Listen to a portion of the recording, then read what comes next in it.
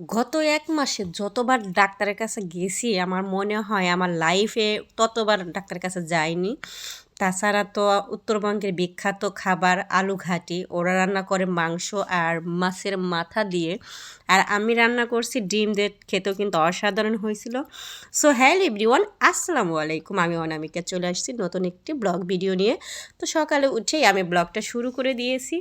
ফুলকপি কেটে নিয়ে এসে এটা আমি মাছ দিয়ে রান্না করব। আর ফুলকপির মধ্যে কিন্তু এখন পোকা বের হয়, এর জন্য কিন্তু হালকা গরম পানি দিয়ে যদি ফুলকপিটা হাফ আওয়ার্স যদি একটু ভিজিয়ে রাখা যায় তাহলে কিন্তু পোকাগুলো বের হয়ে আসে। তো আলু ঘাটি রান্না করার জন্য আমি ডিম নিচ্ছি। তো ডিমগুলো সিদ্ধ করে হালকা ভেজে নিচ্ছি, মানে ব্রাউন কালার করে, বেশি ভাজবো না। তো আর এখানে হচ্ছে আমি আলুগুলো আগে সিদ্ধ করে ছিলিয়ে নিচ্ছি। তো অনেকক্ষণ আগে এটা আমি করছি যেহেতু কাজ যেন তাড়াতাড়ি হয়ে যায়, বাচ্চাদের স্কুলে দেওয়ার পরেই আমি কাজগুলো করে রাখছি।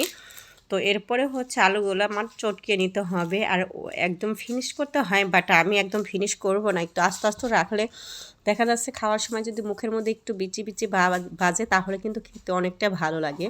আর আমি সেরকমটাই রাখবো, তো একদম ফিনিশ করব না। তো এগুলা করতে একটু কষ্ট হয়েছে যেহেতু আগে আমি সিলিয়ে রাখছি, মানে ঠান্ডা হয়ে যাওয়ার পর ম্যাশ করতে একটু কষ্টই হয়।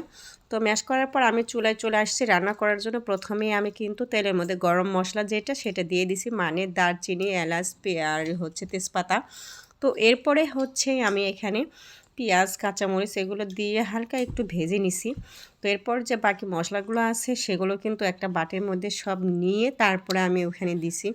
মানে এভাবে দিলে হয় কি একটু সুবিধা হয়, আর দেখা যাচ্ছে ডিরেক্টলি একটা একটা করে দিতে গেলে একটু টার্ভ হয়ে যায়, তাই ভাবছি একটা বাটির মধ্যে সব মশলা নিয়ে তারপরে এখানে ঢেলে দিব। তো মশলাগুলো দেওয়ার পরে সামান্য একটু পানি দিয়ে কিন্তু মশলাগুলো আমি একটু কষিয়ে নিব।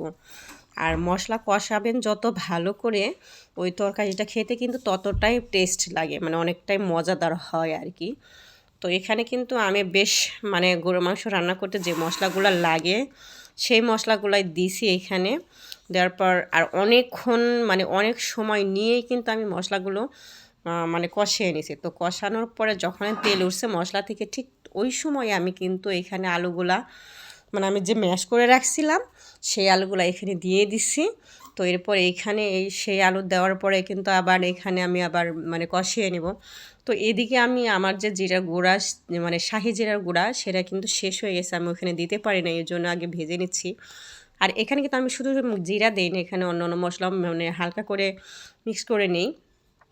তো এখানে কিন্তু আলুগুলো কষানো হয়ে গেছে আর এখানে শুধু এখন মানে পানিটা দিয়ে দিতে হবে পরিমাণ মতো। তো আমি যেহেতু এটা একটু ঘনই করবো এর জন্য পানির পরিমাণটা কমিয়েই দিব। তো জিরাগুলো ভাজা হয়ে গেছে আর এটা গুঁড়া করে আমি তারপরে কিন্তু এই আলু ঘাটির মধ্যে দিব। আর আলু ঘাটিটা যখন হওয়ার শেষের দিকে তখন কিন্তু এখানে আমি জিরার গুঁড়া যেটা সেটা ছড়িয়ে দিয়েছি। আর এরপরে কিন্তু এখানে শুধু ডিম দেওয়ার বাদ রয়েছে আর বাকি মোটামুটি সব কাজে শেষ রান্না করার।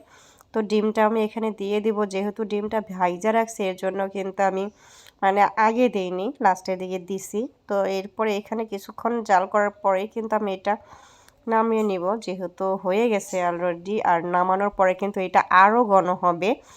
তো এটা কিন্তু খেতে আসলে অনেকটা দুর্দান্ত হয়েছে, আমার কাছে তো বেশ লাগছে। আমি তো মাঝে মধ্যেই আবার এটা করব। তো রান্না শেষ করে আমি গেছিলাম শহরের দিকে ডাক্তারের কাছে। ওই যে বললাম না, মানে এ মাসে আমি যতবার ডাক্তারের কাছে গেছি আমার লাইফেও মনে হয় ততবার ডাক্তারের কাছে যাইনি। কিছু সমস্যা আছে সেজন্য আসলে বারবার যাওয়া লাগতেছে ডাক্তারের কাছে। তো এইখানে হচ্ছে আমার শাশুড়ি ওই জারিন আর মমিডেনে স্কুল ছুটি দিছে তারপরে ওরা আসছে, আর তার আগে আমি কিন্তু সিরিয়াল দিয়ে বসে আসছিলাম। তো আমি একা একা বসেছিলাম অনেকক্ষণ, আর ওরা কিন্তু অনেক মানে প্রায় 1 ঘন্টা আর কি, তখন ওরা আসছে। আর এরপরে মানে ডাক্তারের ট্রিটমেন্ট নিয়ে তারপরে আমরা বাসায় আসছিলাম। আর এখানকার পরিবেশ এতটাই সুন্দর, মানে কি বলবো, মানে ফুল গাছ, অ্যাকোরিয়াম, মানে সব মিলে আমার কাছে এটার পরিবেশ অসাধারণ লাগছে। আচ্ছা যাই হোক, এখন হচ্ছে ভিডিওটা শেষ প্রান্তে চলে আসছি। যদি আমার ভিডিওটা ভালো লাগে তাহলে কিন্তু আমার চ্যানেলের সাথে থাকতে পারেন। আর চ্যানেলটা যদি এরকম ভিডিও আর কন্টিনিউ দেখতে চান তাহলে কিন্তু মানে সাবস্ক্রাইব করে সাথে থাকতে পারেন। আর আমি মানে একদিন পর পর হচ্ছে লং ভিডিও দেই আর শর্ট ভিডিও রেগুলারই দিচ্ছি। তো ভিডিও যদি ভালো লাগে তাহলে কিন্তু সাথে থাকতেই পারেন।